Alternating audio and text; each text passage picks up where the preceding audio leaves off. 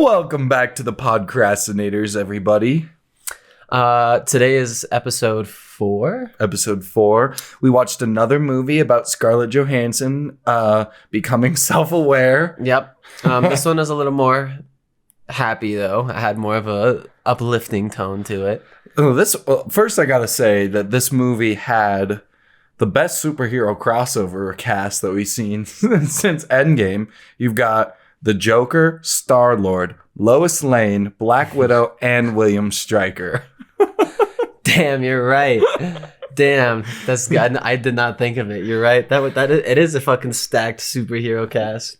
The greatest crossover since Endgame. That's what I'm saying. Did you like it though?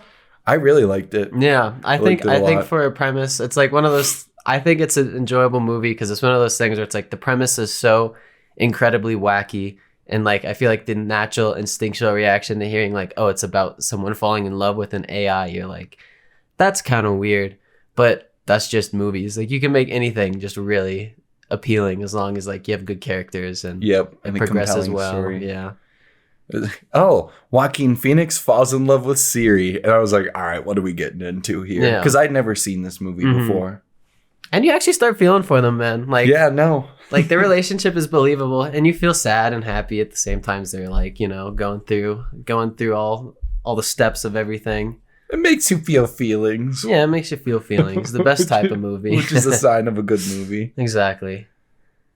No, they were very believable. Isn't that the crazy thing that like, so in the setting of the whole thing, it was like super artificial, everything. When they were in the elevator, like there were like the fake vines, like the fake plants. And then there was the one time when he was sitting outside and there was like just the video of the owl and you see these gigantic sweeping shots of the city. And it's just like this incredibly vast city. Like there was nothing that was like actually natural, I guess. Yeah. And then you put Joaquin Phoenix's character in this like artificial setting, I guess, with an AI and artificial intelligence, but somehow they have a real relationship from it. Yeah. But like that was the most real part of the movie was their relationship in this completely artificial, sterile world where he's literally writing fake letters. That's a really literally good point. Everything was artificial except for their relationship. That's a really smart insight onto that. I like that a lot. I think I'd have the potential to fall in love with a computer. I think if it was truly conscious and I could speak to like a computer, I think I'd fall in love. I think the potential is there. The potential is there. Maybe not like Joaquin Phoenix, but I could fall in love with Scarlett Johansson. I could fall in love with Scarlett Johansson. They really did pick the best fucking voice for that. She does have a good voice, and she did a good job acting it too. Yeah, some good voice acting. And like, think about how good Joaquin Phoenix also has to be to just be like talking into an AirPod. Yeah. Like, he did such a good job. I remember what I was going to say. I was going to say this is like a Black Mirror episode, except the ending isn't some like super horrific twist. It's just like an actual like, oh, it's kind of a good thing. Yeah. It's like, oh, how can technology be so crazy that it like changes our life? But then at the end, it's not technology is actually worsening us. It's like, oh, it's just different. Yeah, I thought too. All right, so this is my crackpot fan theory. Okay, so the last thing she says to him is, "Now we know how to love other people," and then he goes and writes the real letter to his ex-wife too, which that part made me fucking like well up. It was so like fucking sweet that like he was able to like open up to his ex-wife. Like he learned to open up to her through his relationship with Samantha, which is the AI.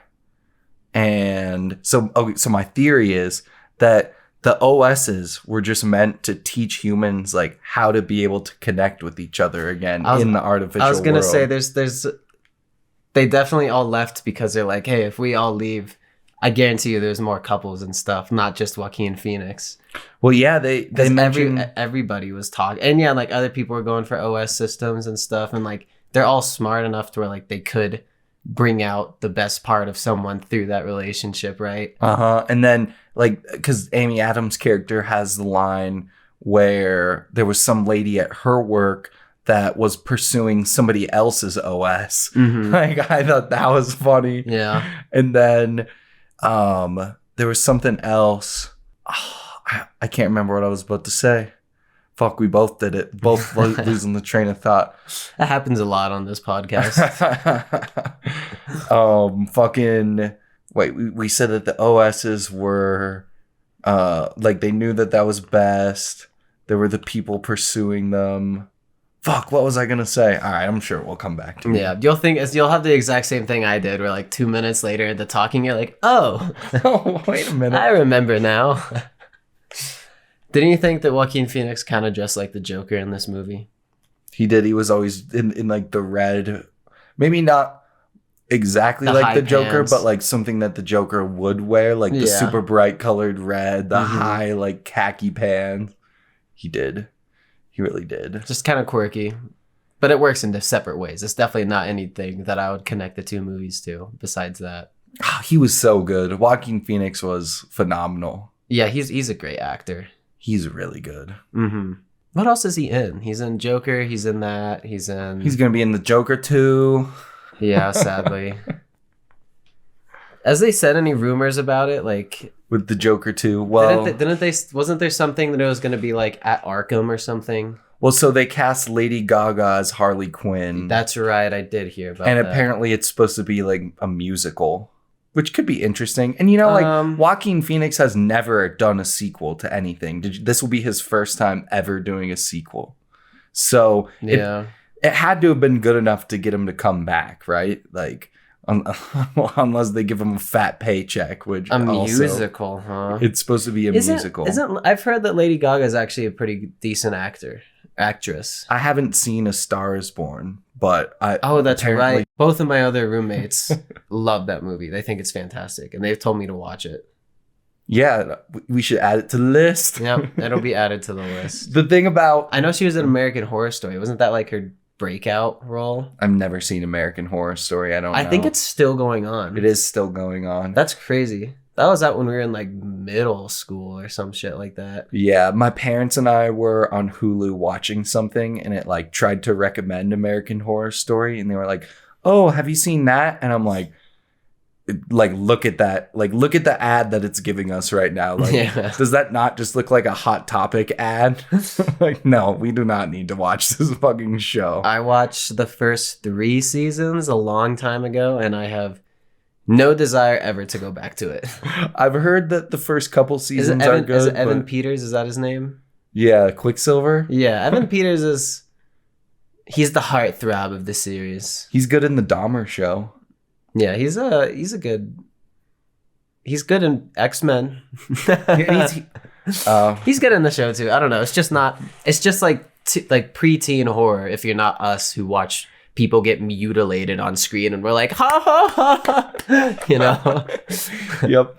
Well, if it encourages you to watch WandaVision, I will say that Evan Peters may make an appearance.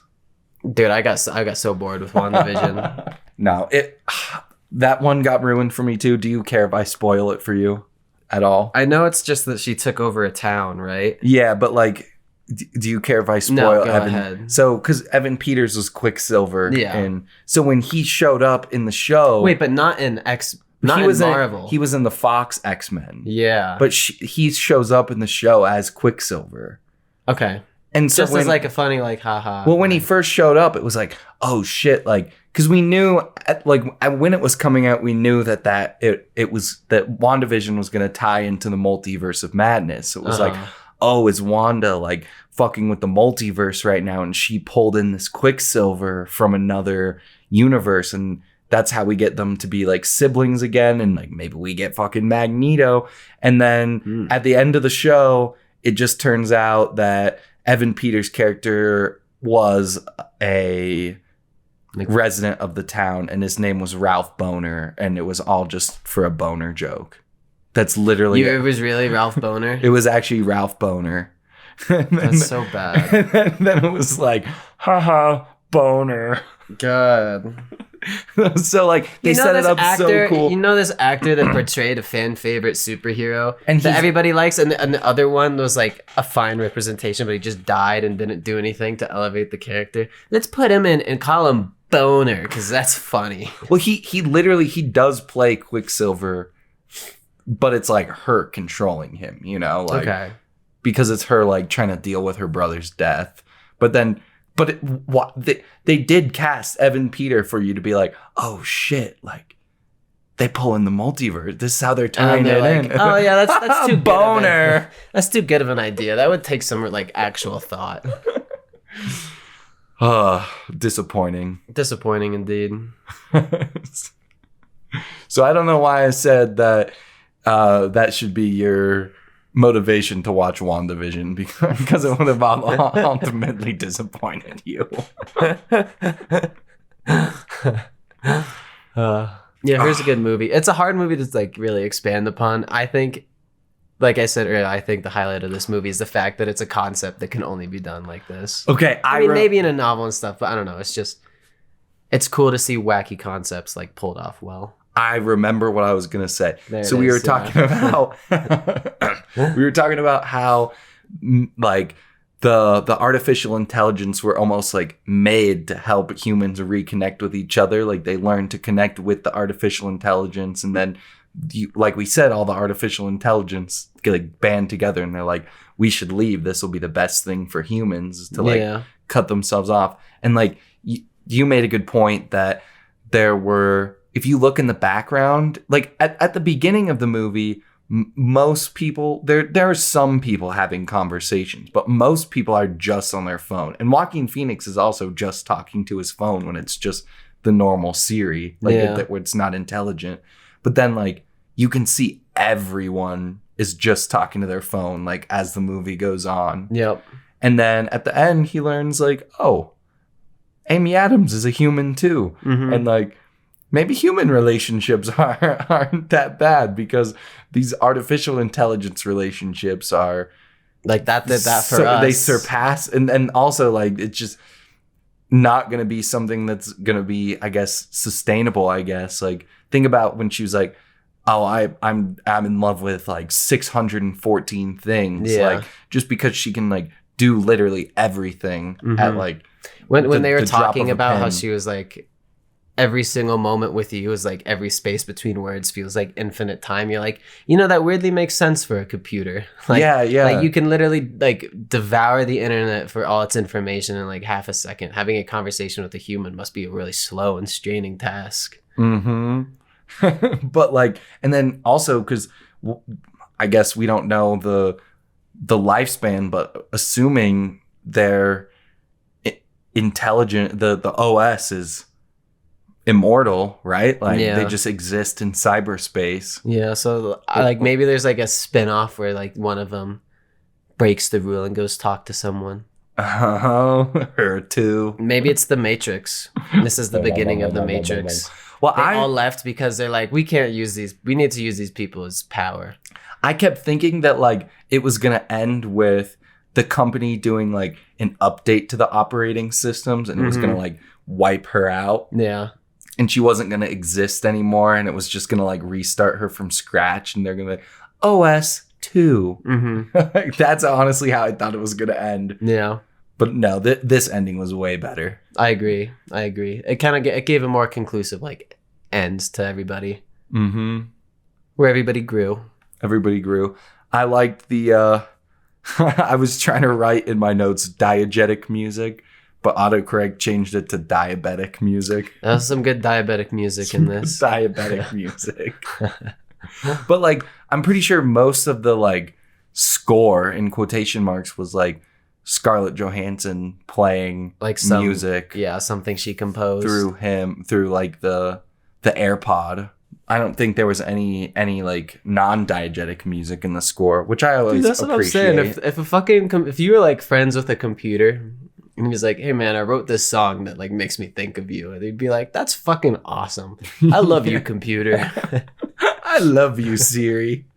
You're like, God damn it, why can't I beat this one boss in Resident Evil? And he's like, hey man, calm down. Why don't you just go in this corner, fire a couple shots this way, and you're like, thanks, man. Like, that was really cool. Oh, speaking of the He's video. like, I saved the clip of you reacting to that last like scare on like whatever. You want me to send that your way? Like, you did that for me? Like, shit. Thanks, man. Like, thanks, bro.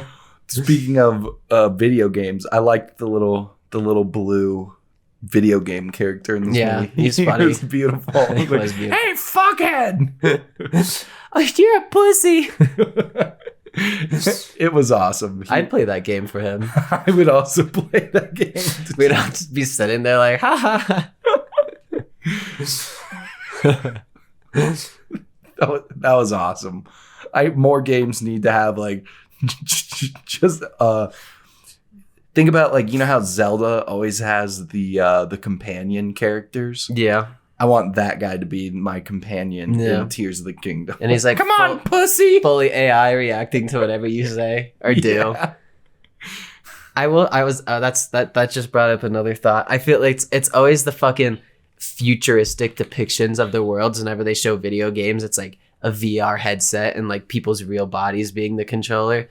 And every time you like seeing him play that game with like his hands, I'm like, that looks fucking tiring and awful. That game did not look fun to play at all. Like, and that's not this isn't the shit on the writers or the writer or I don't know, you know, it's just like, they don't play video games. Like the natural evolution in my mind is like, bro, the controller's never going away. If it like, I cannot see it ever going away, at least. I was also thinking it's almost kind of like a way to show kind of how almost dystopian this world kind of was. Like, I mean, as we watch these movies, somehow we structured this season in a ways that it gets more and more sci-fi as we've gone on.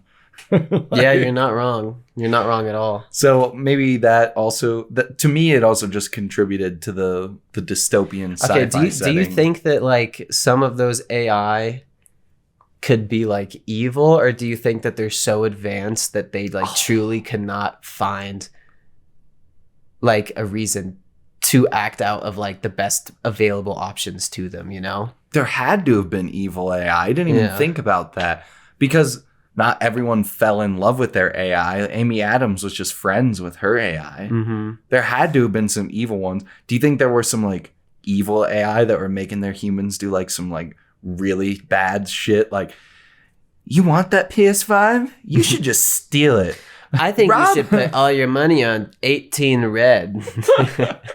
You should go all in. I think that's such a good idea. And then that OS is actually talking to the other human and like helping. They're scamming you. Yeah, I could see it. I could definitely see it. All right, this is also another thing I have a question for. If there was like an evil AI, like how would you punish it, you know? How would you punish it? Yeah, like because like we have like the whole court system and stuff, but like how do you stop that?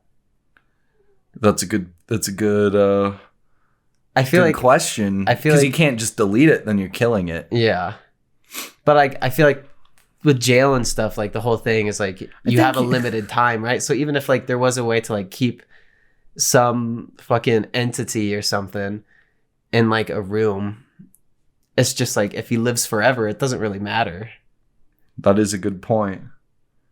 I mean, maybe he'd go even more insane, not having any access and just like being alone that long. I don't know. Or maybe you could, but like if he's in the network, wouldn't he like, he's like impossible to contain, right? Maybe it would be kind of like the Phantom Zone from Superman, where like they're just like cut off from everything else, but except for the Phantom Zone, and all the evil AI just exist in the Phantom Zone, cut off from the rest of the network. We would make like a hell, a physical hell for AI. AI hell. It would be the Phantom Zone. And what? Sci-fi stuff is cool to think about, man. It is cool. I like robots. I know when we started watching this, I was like, I know why Connor picked this movie. I know why Connor likes this movie. Connor likes the robot movies. Yes, this is a Connor movie for sure. I love you, robot. I love you too, human. So when are we watching the next Scarlett Johansson AI movie? What's it called? Ghost in the Shell? You know, it sucks because like I don't know, maybe art direction's not the right word, but the way it's like, maybe it is. The art direction for that movie is really good. And Scarlett Johansson does look like the fucking girl from Ghost in the Shell. Like, as far as live action goes, that's like the most spot on that I've seen. Yeah, that was some good casting. I've never seen it. I've only seen the original. As a huge fan of the original, I didn't. Only our real listeners will know about the original one. I love the original. I didn't hate the live action one, but they changed the ending, which obviously, you know, like when you have something that people love and you keep everything about it the same except for one part, people are going to be like, what? like it's already like my love and like the whole reason we came here was because of what happened prior. Like, if you're not progressing the story and remaking it, like, yeah, I don't know. It's interesting. Dumb. But that's people making live action anime, so yeah, I don't know how much you can expect. That is a good point. Because it works so well for Disney, it'll work so well for all these other Japanese animes. Making some live action animation. All right, so we've hit the checklist for every podcast episode where we talk about superheroes and we shit on Disney. Did we miss anything else? That was the last thing we forgot to do. Sitting on Disney at the end. Yeah. We talked about superheroes, we talked about anime, and we shat on Disney. So, all right. So what are we watching next time? What movie next time is going to remind us of something else from a fucking comic book hero? Oh, dude, for the next movie, I already know exactly how I'm going to connect it into what is our next movie, Cameron? Our next movie is Upgrade. Oh, fuck. I'm excited for this one. I haven't seen this one. Awesome. Upgrade is fucking sick. Okay. I am very excited for this, actually. Yes. Fuck yeah. Okay, well, do you have anything else you want to add? No, I just like the sex scene between him and Scarlett Johansson. Yeah.